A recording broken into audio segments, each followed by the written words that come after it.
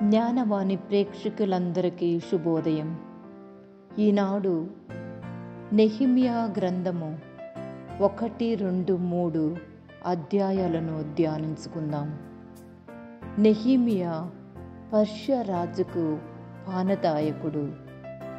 Jerusalem గోడలను పునర్నిర్మించటం మరియు ప్రజల నైతిక మరియు ఆధ్యాత్మిక స్థితిని మెరుగుపరచటానికి పనిచేశాడు.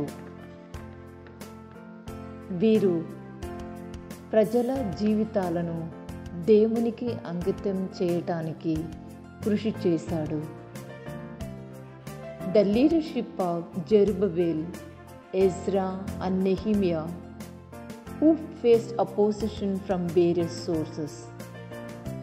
The book of Nehemiah emphasizes the importance of obedience to law of Moses and the need for spiritual renewal among the people.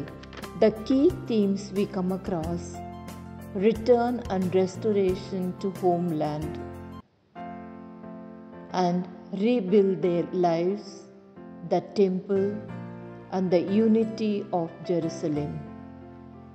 Nehemiah rebuilds the efforts and highlight the need for deeper spiritual transformation of the peoples, and they still struggle with obedience and faithfulness.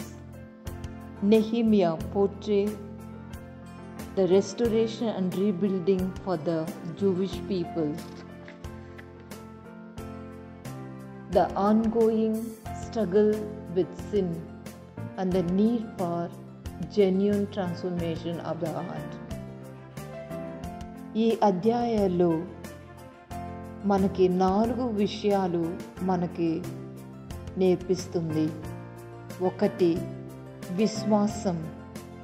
దేవునిపై విశ్వాసం ఉంచి ఆయన వాక్కుపై ఆధారపడటం. 2, ధైర్యం. కష్టాలు ఎదుర్కొన్నప్పుడు మనము ధైర్యంగా నిలబడాలి.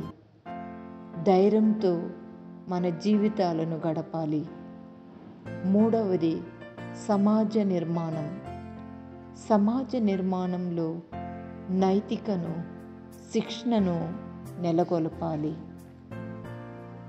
4, దేవునిపై ఆధారపడాలి. మన జీవితంలోని ప్రతి అవసరానికి ఆ దేవునిపై ఆధారపడాలి. ఇవన్నీ పాఠాలను మన జీవితంలో పాటించినప్పుడు మన అంకిత జీవితం అర్థవంతంగా జీవిస్తాం. ఈ యొక్క అర్థవంతంగా జీవించడానికి మరియ తల్లిని ప్రార్థిద్దాం. ఆమేన్. పితా, పుత్ర, పవిత్రాత్మ నామమున ఆమేన్.